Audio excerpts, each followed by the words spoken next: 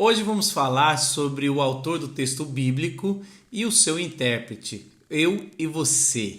É importante a gente entender o porquê a gente precisa de um curso desse, você precisa de um curso desse.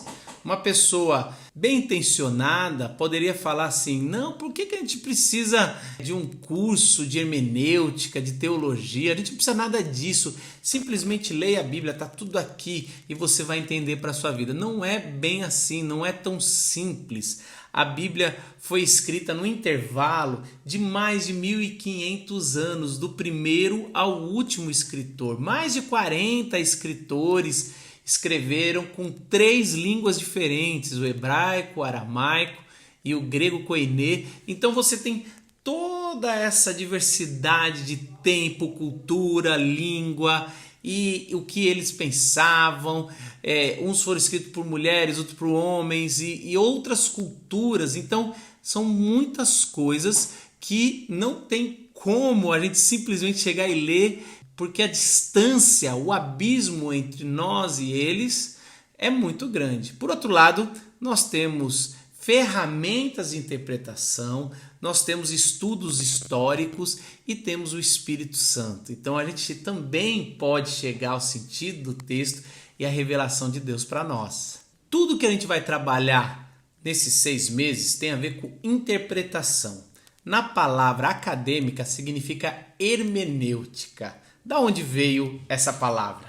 Hermenêutica é a arte e a ciência que nos ensina os métodos, os princípios e as regras de interpretação bíblica. Só aí ele já pode parar um pouco. Por um lado, ela é ciência, porque ela vai nos ensinar toda a metodologia, estilo de linguagem, quais eram os estilos de linguagem da época de Jesus ou da época do Antigo Testamento, fazer comparações textuais. Precisamos de arqueologia para entender como era o tempo, história e tudo mais. Então é uma ciência exata. Por outro lado, ela também é arte. Ela é uma arte, é um princípio. Você tem um dom de interpretação, você tem um dom de trazer para o dia de hoje e aplicar. Tudo isso faz parte da hermenêutica. Hermenêutica ganhou esse nome por causa de um dos filhos de Zeus, lá no período grego mais antigo. Hermes era um dos filhos de Zeus encarregado de traduzir ou interpretar a vontade de Deus aos homens. Ele era o mensageiro que levava a vontade de Deus, dos deuses, gregos, aos homens, e por isso no grego ficou o nome dele como o nome da arte e da ciência de interpretar ou traduzir algo mais profundo ou algo divino. Nós temos vários tipos de hermenêutica, porque depende da área que você está trabalhando. Por exemplo, na área de direito tem um tipo de hermenêutica que eles vão trabalhando de um jeito aonde pode pegar o texto para beneficiar o seu cliente, ou para entender melhor, dependendo de que área você está. Se você é da área de literatura, você tem outra hermenêutica. Na área sagrada, você tem a hermenêutica bíblica, que parte de um pressuposto de que não só o autor é autor do texto, mas Deus inspirou esse autor. Isso faz toda a diferença e a gente vai trabalhar e falar um pouco mais sobre isso durante o curso. Mas é importante você saber desde já que existem vários tipos de hermenêutica e quando a gente conversa aqui, nós estamos falando da hermenêutica bíblica, ok? Ainda ficando sobre esses abismos, essa distância entre o autor bíblico e o leitor, eu e você, tem 3 perigos que você pode estar ocorrendo quando você lê a Bíblia de forma simples, achar que não precisa de hermenêutica, que não precisa de teologia, simplesmente vai lá e lê. A primeira é uma leitura muito simples ou simplista. Geralmente as pessoas falam, não precisa estudar, você simplesmente lê e vê o que está falando. Em boa parte do texto dá para fazer isso, mas por outra parte você vai estar pensando ou interpretando de forma errada, Isso acontece porque em muitas igrejas se fala disso, dessa profissionalização da leitura bíblica, que acabou distanciando a Bíblia de pessoas comuns como eu e você, ou como a pessoa normal da igreja. Então começou a ser aquele professor, aquele catedrático que começou a distanciar, falando palavras difíceis, toda hora voltando para o original, do grego, do hebraico, você fala, realmente eu não tenho capacidade de ler essa palavra, porque é algo tão sofisticado que foi entregue para alguns. Um dos princípios da Reforma Protestante é que a Bíblia é dada por Deus para todos os homens e mulheres e que todos nós temos a responsabilidade e também o privilégio de poder ter acesso. Então a gente tem que ter esse acesso e interpretar não do jeito que a gente quiser, mas do jeito que Deus quis revelar ao autor bíblico. Um segundo perigo é você tentar ser original. Original demais, geralmente isso vem do orgulho de alguns, de querer achar algo na Bíblia que 2000 anos de história da igreja não achou. Então olha só, é algo como se você enxerga que a Bíblia está tão codificada ou que você é tão mais esperto que todo mundo e você achou algo que a igreja ao longo da história estava em rebeldia. Todas as seitas começaram desse jeito, principalmente as seitas dos últimos 2 séculos.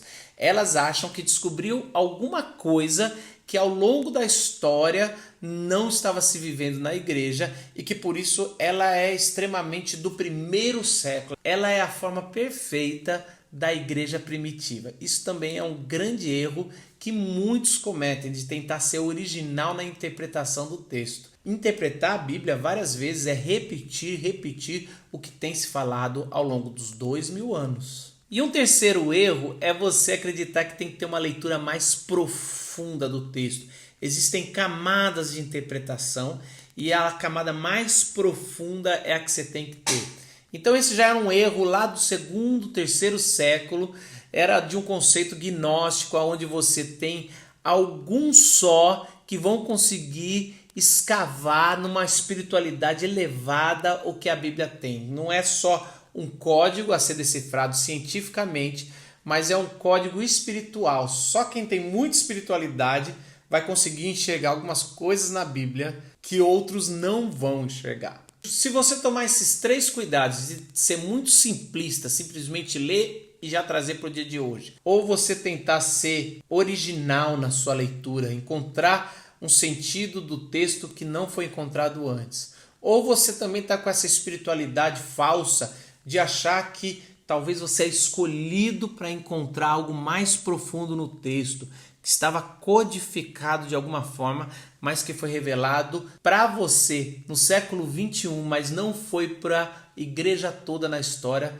Deus só pensou nessa geração. Alguma coisa está bem errada na sua leitura. O alvo de uma boa interpretação é chegar ao sentido original do texto. Aprenda isso, vou repetir. O alvo de uma boa interpretação é chegar ao sentido original do texto.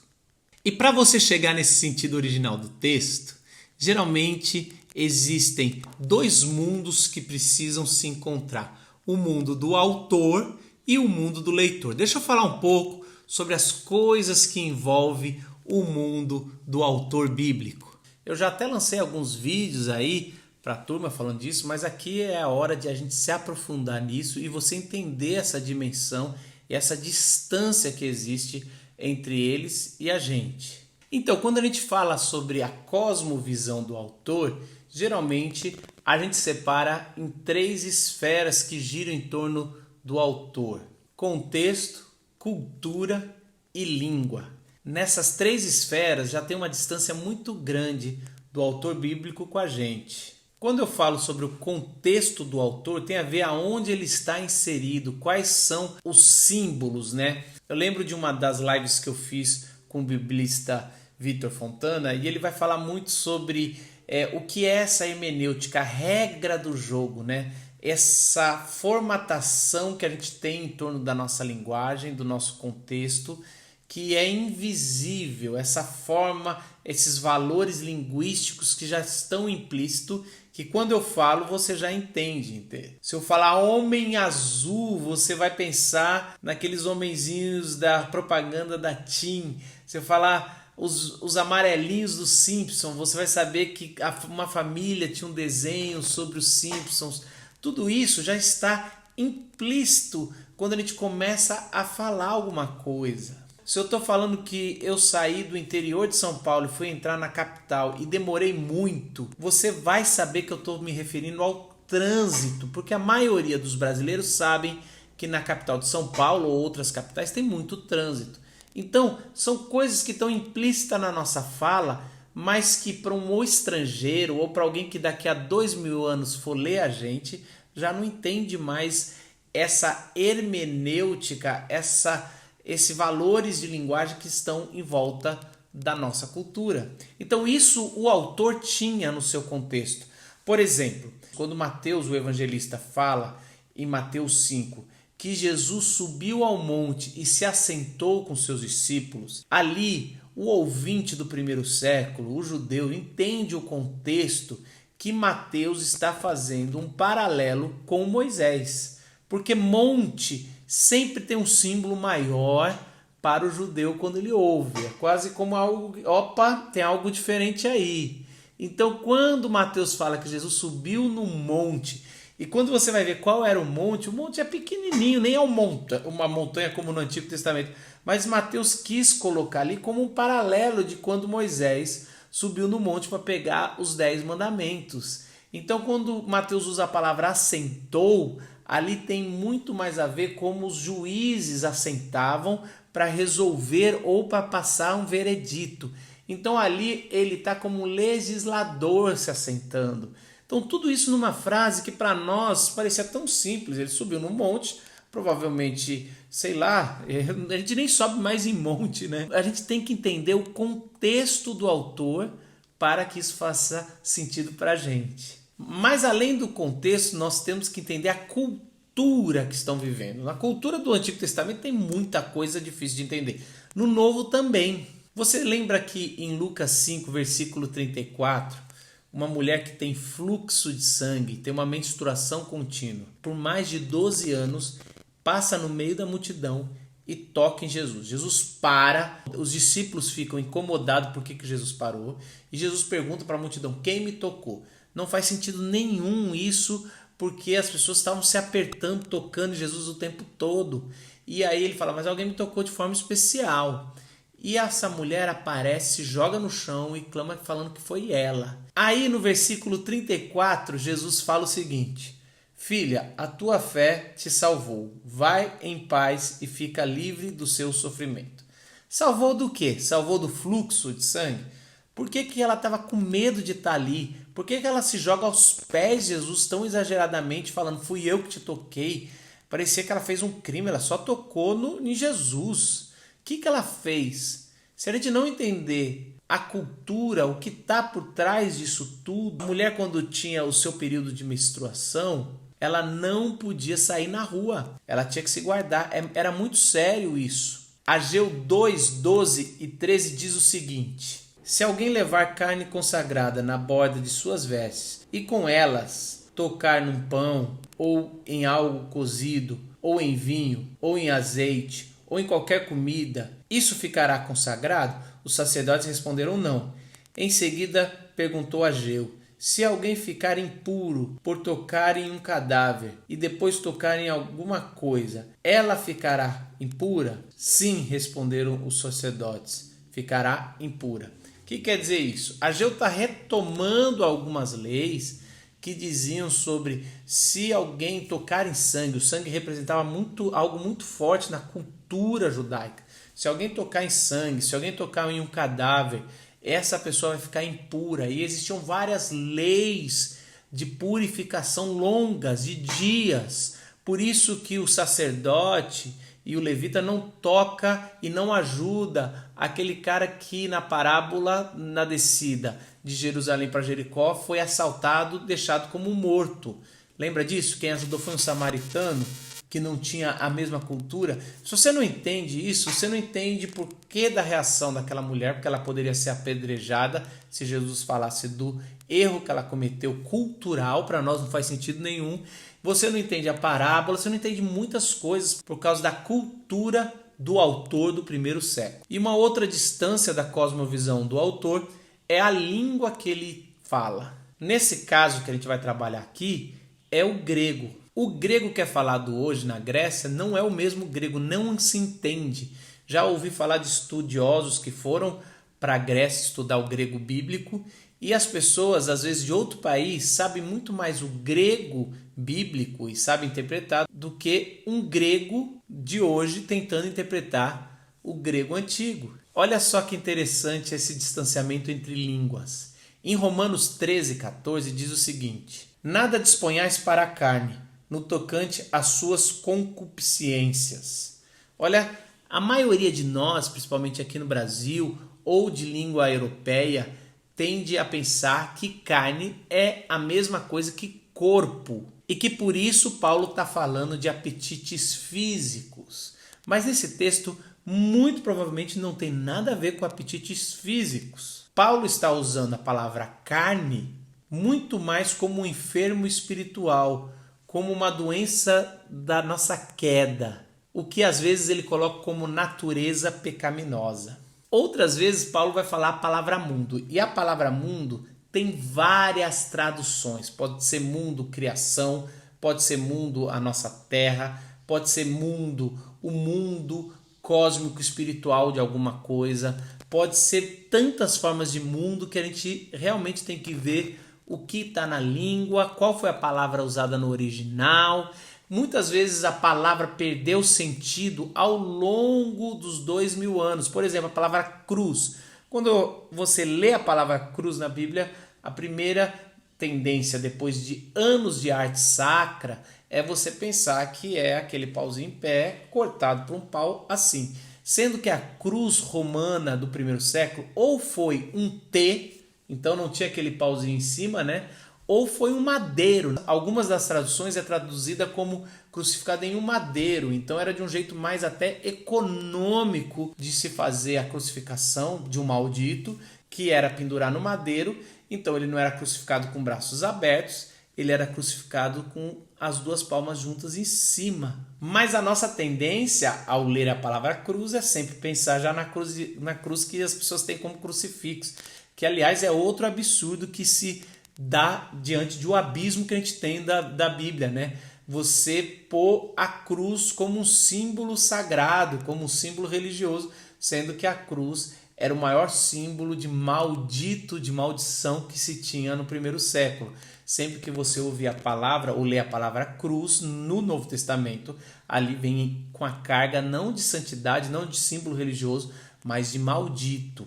É quase como a palavra suicídio. Hoje, quando alguém comete suicídio, ninguém fala nada. Os jornais já têm como tradição não falar as coisas e tudo mais, porque é meio considerado maldito alguém que suicidou. E a mesma coisa era alguém que morria na cruz. Não deveria se falar de nada disso, principalmente para os familiares. Agora, além da cosmovisão do autor nessas três esferas, existem as três esferas, para simplificar, do leitor, que é a teologia que você e eu temos antes de ler a Bíblia, a cultura que nós vivemos antes de ler a Bíblia e a formação que tivemos para depois ler a Bíblia. Isso faz toda a diferença na interpretação. Por exemplo, depende da teologia da primeira igreja que você começou a frequentar, ou a igreja que o pastor era, ou a pessoa que te levou a Cristo, isso vai fazer toda a diferença na sua interpretação a partir daí.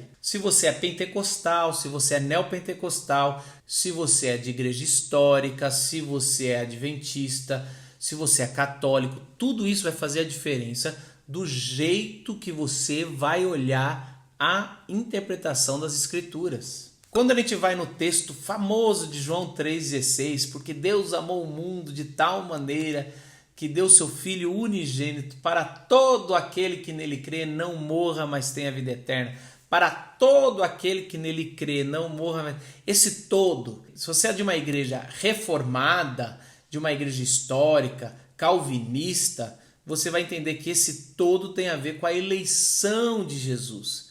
Se você é arminiano, você vai entender que esse todo tem a ver com todo aquele que escolher. Vários desses textos, dependendo da sua teologia, você tem base para falar é isso que ele quer dizer ou é aquilo que ele quer dizer. Mas no fundo, você não está lendo o texto em si. Você está interpretando o texto de algum conceito que já está formado na tua cabeça. Por exemplo, culturalmente para nós, Tanto faz quando você vai comer fora, se você senta do lado de alguém que é pecador, você não tem nada a ver com a vida dele. Ou se alguém começa a conversar com você na rua, porque viu alguma coisa legal na sua camiseta, você vai bater um papo, você vai ser simpático com essa pessoa. Para a nossa cultura, você deixar de sentar com alguém para comer, se levantar de uma mesa, é extremamente ofensivo se a pessoa é de uma outra religião ou se é de um outro país. Isso tudo é preconceito. Na cultura bíblica não funcionava desse jeito. Se você vai lá para Lucas 15, no primeiro e no segundo versículo, você vai ler o seguinte: todos os publicanos e pecadores estavam se reunindo para ouvi-lo, mas os fariseus e os mestres da lei o criticavam. Este homem recebe pecadores para comer com eles. Culturalmente, no primeiro século e até no Antigo Testamento, os judeus não podiam sentar com quem não era judeu para comer, para conversar, para fazer nada. Não tinha esse tipo de relacionamento. Esse tipo de relacionamento era considerado julgo desigual, porque eles tinham um julgo de um Deus só e geralmente esses pecadores não tinham a mesma lei, os mesmos princípios do que o povo judeu. Então, isso não acontecia, era considerado algo impuro. Então, eu não podia sentar com pecadores. Então, você vai ler Jesus sentando com pecadores, prostitutas, cobradores de impostos corruptos, políticos da Lava Jato, e você vai assim, cara, Jesus está sendo simpático, Jesus está fazendo, mas ele está rompendo uma tradição cultural que se tinha no primeiro século. Aliás, fica aí a chave de interpretação para as 3 parábolas que vão vir depois de Lucas 15, que todas elas, a chave de interpretação estão nesses 2 versículos. Esse fica aí para um bom exercício devocional para você fazer essa semana. Leia Lucas 15 à luz dos 2 primeiros versículos. E também você sempre vai levar a formação que você teve, o que você aprendeu, em que escola você estudou, qual é a sua visão política. Por exemplo, dependendo da sua visão política, você vai ler Lucas 6:20 de uma maneira. Dependendo da sua visão política, você tende a ler de outra maneira. Lembra de Lucas 6:20? Olhando para os seus discípulos, ele disse: bem-aventurados vocês os pobres, pois de vocês pertence o reino de Deus. Olha só, bem-aventurados os pobres. Só por ser pobre, ele é um bem-aventurado. Isso tem muito mais a ver com uma visão política. Por que você está chegando a essa interpretação se não tiver parâmetros para outro? Por outro lado, se você tem a visão política mais de direita, você começa a alegorizar coisas que não são alegóricas. Então isso aqui não é pobre de espírito, tem até um outro texto, mas também não precisa dar tudo aos pobres, né, igual o jovem rico. Não é bem assim, né?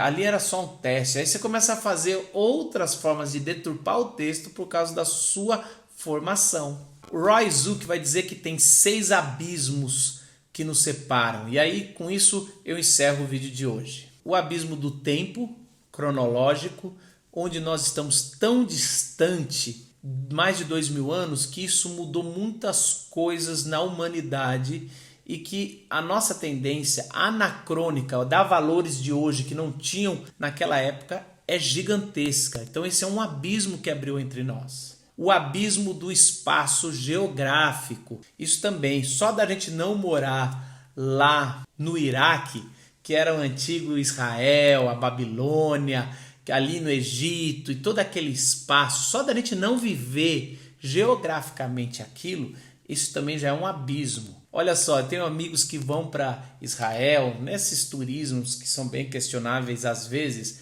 mas todos os meus amigos falam que uma vez que a gente vai para lá, e tudo já mudou muito, não tem quase nada original da Bíblia, mas só de estar lá e ver como era a geografia, a sua cabeça de interpretação bíblica muda. O abismo de costumes cultural, como a gente já falou, roupas, músicas, literatura da época, lavar a mão como ritual, a gente pensa que é apenas uma higiene. O abismo do idioma, da linguística, tão diferente. O hebraico se fala de trás para frente. No hebraico não tem vogais, foi colocado vogais 600 anos depois de Cristo. Então o negócio mudou muito. Não se separava as palavras. Então você tinha tudo junto e você tem que mais ou menos, pelo contexto literário, entender o que se separa. Toda tradução já é uma interpretação.